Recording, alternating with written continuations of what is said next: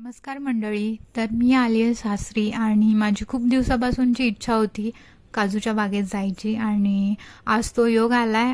हीच ती आमची काजूची बाग. इथेच पुढे हे आंब्याचं झाड पण आहे. आंबे पण लागलेत पण ते काही पाडायला आले नाहीत, सो मी ते काढले नाही. आणि आता ज्या कामासाठी आले होते त्याला सुरुवात केली. मी दोन्ही ओले आणि सुके काजू काढले, कारण ओला काजूची भाजी मला फार आवडते आणि मला पर्सनली असं वाटतं की जे ओल्या काजूच्या भाजीत जे सुख आहे ते कशातच नाही.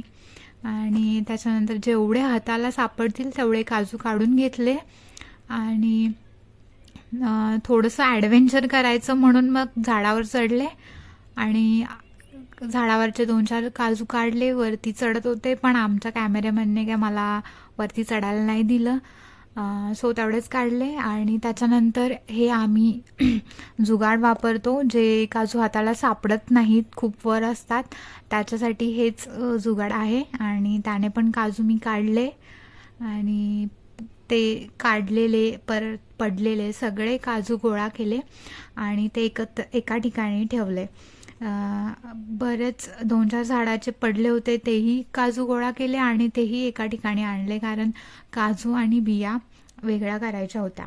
आणि त्याला सुरुवात केली, काजू बी वेगळी केली आणि जे ओल्या काजू व बी होते ते तसेच ठेवले, कारण ते जर वेगळे केले तर ते लगेच सुकतात आणि भाजी एवढी टेस्टी नाही लागत. त्यामुळं ते तसेच ठेवले आणि सगळं काढून झाल्यावर आम्ही सगळं घेऊन घरी निघालो.